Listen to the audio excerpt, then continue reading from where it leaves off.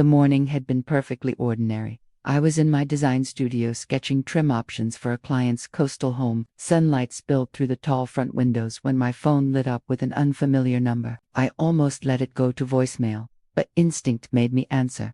Mrs. Grant. The voice was clipped, efficient. This is Melissa from Horizon Credit Recovery. We're trying to reach Terren Blake in regard to an outstanding balance of $47,000. Your number is listed here as a financial reference. My pen froze mid. I'm sorry, could you repeat that? She did, without a trace of hesitation. The words landed heavy. Gambling debt, overdue reference. My mind reached for some logical explanation, but nothing fit. I'm afraid I can't help you, I said finally, my tone calm, but my fingers gripped the phone so tightly they ached. Please remove my number from your file. The line clicked off, leaving me with the low hum of the air conditioner filling the quiet. I stared at the half-finished sketch on my desk, the pencil line now jagged where my hand had trembled. I'd known Terren for 2 years. She was sharp-tongued in a way that could be mistaken for confidence, always dressed like a woman with somewhere more important to be. Cole adored her, and I had accepted her. Or maybe I'd trained myself not to look too closely. But this was not something you could misinterpret. I rose from my chair and walked into the kitchen at the back of the studio. The tile felt cold under my bare feet. I poured a glass of water, took one sip, then set it down untouched. The number 47,000 looped in my head like a bad jingle. Somewhere in a drawer at home were the wedding contracts. Every invoice I'd signed in my name. $96,000 worth of celebration. All for the sake of my only son's happiness. And now, a debt collector's voice sat in the middle of that picture, refusing to be ignored. I picked up my keys from the counter, locked the studio behind me, and stepped out into the Savannah heat. The sunlight that had seemed so pleasant an hour ago now felt harsh, pressing down on my shoulders as I crossed the parking lot. By the time I slid into my car, I knew I wouldn't be going back to work that afternoon. There were things in my house I needed to find, and maybe, just maybe, things I didn't want to see. The drive home was a blur. The streets of Savannah slid past without me really seeing them. My mind kept returning to moments I'd filed away as quirks or harmless habits. Terren tilting her phone away during dinner at the Gray, the way she'd gone rigid when I'd mentioned locking in final payments for the catering. That afternoon, she'd stopped by with coffee, all charm, before asking me to co-sign a small personal loan just to build my credit before the wedding. I'd laughed it off then, telling her there was no need if Cole already had stable finances. She'd smiled tightly, then changed the subject. Inside my house, I dropped my purse on the sideboard and went straight to the dining room cabinet. The wedding binder was on the bottom shelf, wedged between my grandmother's china and an old family photo album. I set it on the table and opened it. The tabbed sections were neat and labeled venue, catering, florals, transportation. Tucked into the back pocket were papers Terren had handed me weeks ago, receipts and confirmations I hadn't bothered to look at closely.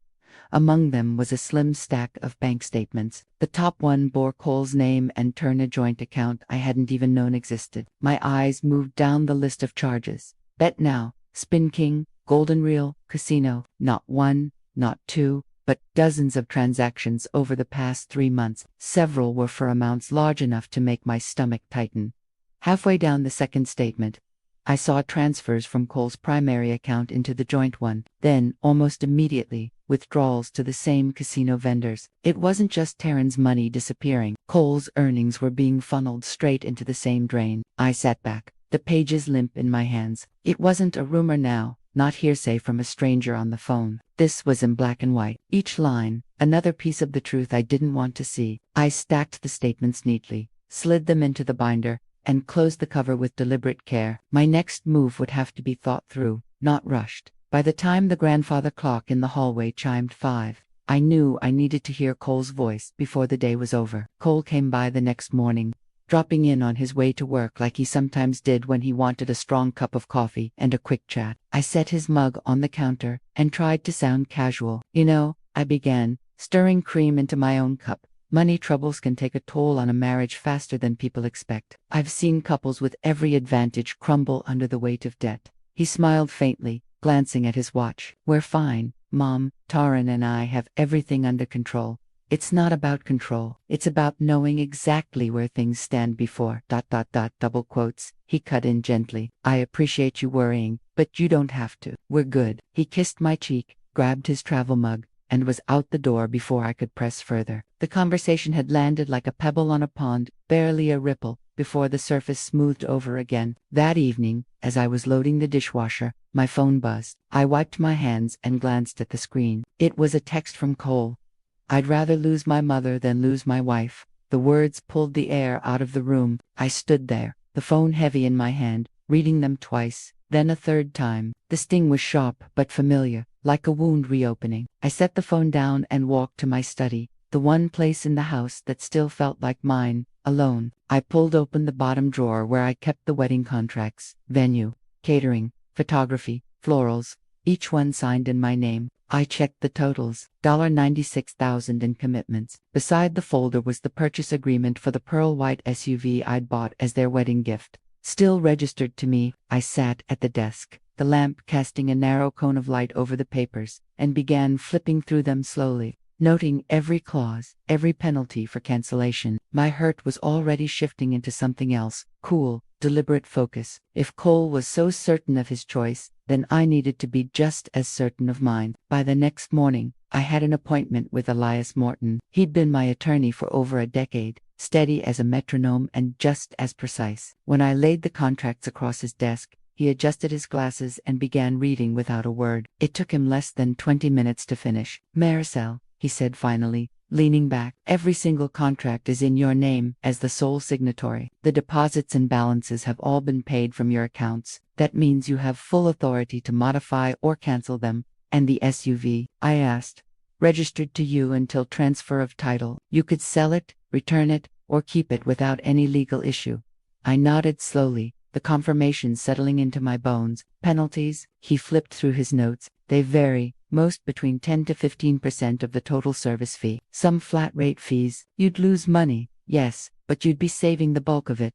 It wasn't about the money anymore, but the numbers helped solidify the scale of what I was protecting. $96,000 in wedding contracts, a gift card worth nearly 50, all of it funded out of love and trust, and now sitting like bait for someone else's benefit. When I left Ilias's office, the Savannah air was thick, the kind that clings to your skin. I drove home without the radio on, my thoughts as loud as any song. In the dining room, I cleared the table and spread the contracts out in rows. I made 3 stacks: venue and catering, decor and entertainment, transport and photography. I read every clause, marking penalties in red ink, dates in blue for each one. I wrote the cancellation contact, email, and deadline in a separate notebook. The SUV file sat apart from the rest. I called the dealership to confirm the process for halting custom work and reclaiming it. The salesman sounded surprised, but not enough to ask why. By the time the grandfather clock chimed 8, the table looked like a battlefield map,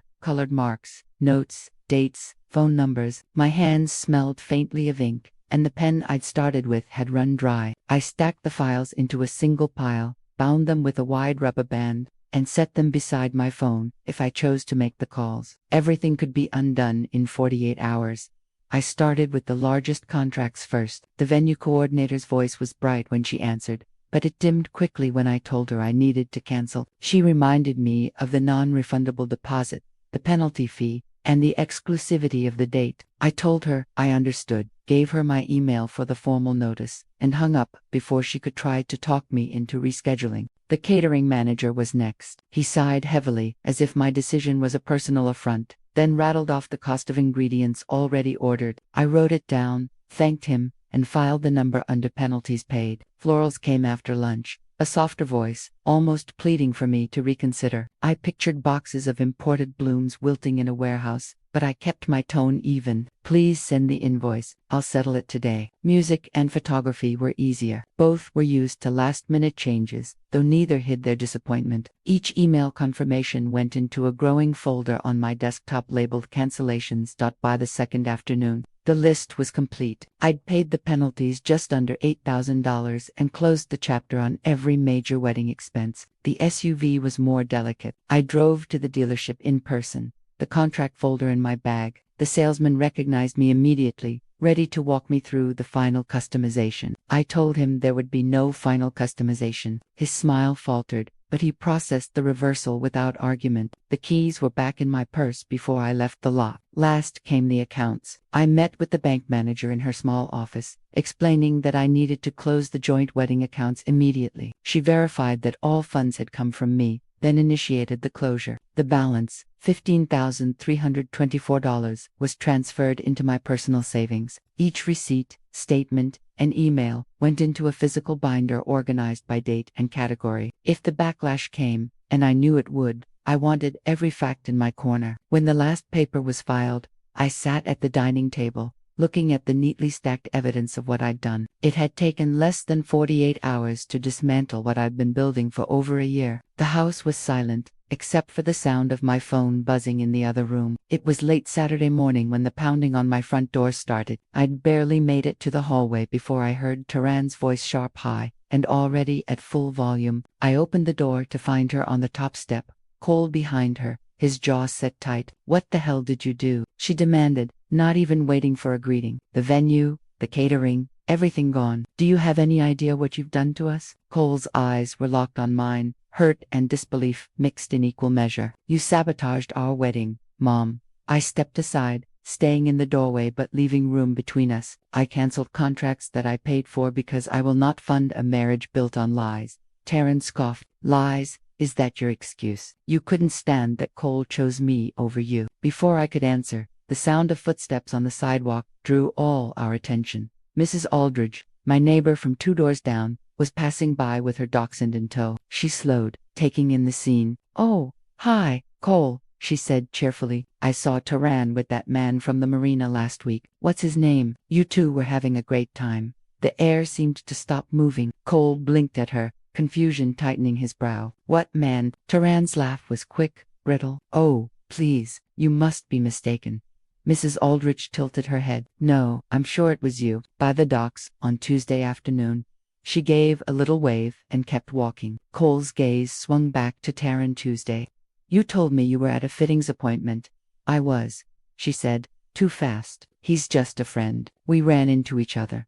Her eyes flicked toward me, hard and cold, as if daring me to speak. I didn't. I just stood there, letting the weight of the moment press down. Cole's shoulders dropped a fraction. The first crack in the wall he'd been holding up. Tan turned abruptly, stomping down the steps. "I'm not doing this," she threw over her shoulder, and kept walking toward the street. Cole lingered, his expression unsettled, before following her to the car without another word. The week that followed felt strangely muted. Cole called less, texted even less than that when we did speak. His voice was flat, careful, as if he was measuring every word. I knew Taran was still around. Her social media showed them at dinner, smiling for the camera. But there was something in his eyes in those pictures that hadn't been there before. On Thursday afternoon, my phone rang with a number I didn't recognize. I almost let it go to voicemail until the voice on the other end introduced herself. "My name is Rowena Blake," she said. "I'm Taran's cousin." The pause that followed was deliberate, as though she wanted me to brace for what came next. "I think you should know this isn't the first time something like this has happened." She told me about a man named Derek Lawson, Taran's former fiancé in Jacksonville. They'd been engaged for less than a year. According to Rowena, Derek had put Taran's name on his accounts, bought her a new car, and helped her start a boutique that never actually opened. 3 months before the wedding, Rowena continued, Derek found out she'd drained nearly all of his savings. She said it was to pay off debts from a business partner. But no one ever saw proof. The engagement ended overnight. She moved out and blocked his number. I sat there, pen in hand, scribbling the names and details without even realizing it. "Why are you telling me this now?" I asked. "Because I saw her at a family barbecue last summer," Rowena said quietly, "and she was bragging about how she was set for life, with a new guy whose family had money." "I think that's your son," her voice faltered. "Look, Taran and I don't speak anymore. She cut me off completely if she knows I called. But I've watched her do this twice now. I couldn't stay quiet if there's still time for him to get out." We spoke for another few minutes, long enough for me to confirm Rowena's story and write down Derek's contact information. When we hung up, I stared at the notepad in front of me, the ink still drying on a truth I already suspected. That night, I decided it was time for Cole to hear it all. I called Cole on Saturday morning and told him I wanted him over for dinner, just the two of us. He hesitated before agreeing, his voice quieter than usual. When he arrived, I'd set the table simply.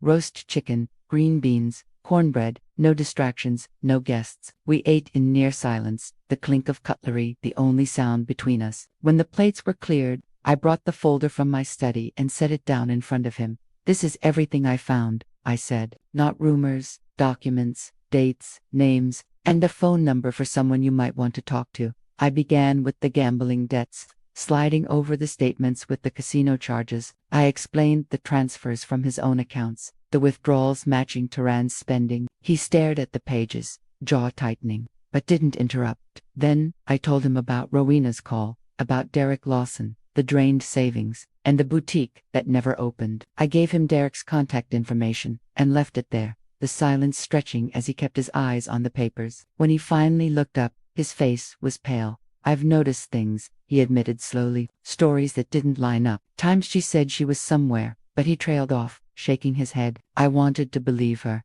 I didn't press. He gathered the papers into a neat stack, his hands steady, but his eyes distant. "Thank you for telling me," he said, and left not long after, tucking the folder under his arm. I didn't sleep much that night. Around midnight, my phone buzzed with a single message from him. "It's over." I ended it. I set the phone down, the words ringing in my mind. The relief was tangled with sadness, but it was done. The next morning, the calls began. The first call was from my sister-in-law, her voice sharp before I could say hello. She'd heard from a friend that I'd canceled the wedding behind Cole's back. I explained as simply as I could, but she wasn't listening. By the end of the call, she said she hoped I was happy breaking up a family. Others followed, cousins, old friends, some curious, some openly critical. At the grocery store, 2 women I'd known for years lowered their voices as I passed, their eyes following me down the aisle. I kept my head up, but each glance left its mark. Cole told me work had been uncomfortable. People had asked why the wedding was off, and he'd kept his answers short. "It's nobody's business," he said, but I could hear the strain in his voice. At night, I sat in my living room, the house unusually still, and thought about the weight of what I'd done. I had dismantled a year's worth of planning, taken back gifts, and shut down accounts. I had made myself the center of gossip, but I'd also stopped Cole from tying himself to someone who saw him as a resource instead of a partner. I'd seen where that road led, and I couldn't let him walk it. It was a cost I could bear, even if it meant carrying the blame for a while. 1 week later, there was a knock at my door that told me the storm wasn't over yet. By summer, the sharp edges of the whole ordeal had worn down. Cole had paid off the last of the debts tied to the joint accounts and closed them for good. He'd taken on extra shifts, picked up freelance work, and for the first time in months, I could hear real ease in his voice when we spoke. He wasn't rushing into anything new. The woman he'd started seeing worked in the same building, someone he'd known casually for years. They met for coffee, walked after work, kept it simple. He told me there was no timeline, no pressure, just conversation and fresh air. I'd settled back into my own rhythms. My garden had taken on a life of its own that season, the roses climbing higher than I'd ever seen them. I spent mornings pulling weeds and afternoons tending the soil, the quiet work studying me now and then. I'd catch myself remembering the accusations, the stares, the phone calls from people convinced they knew better. Those memories didn't sting the way they once had. I knew what they didn't. That every decision I'd made came from the same place I'd been coming from since the day Cole was born. I wasn't trying to control him, I was trying to keep him whole. Sometimes protecting the people you love means becoming the villain in their story until they rewrite the ending themselves.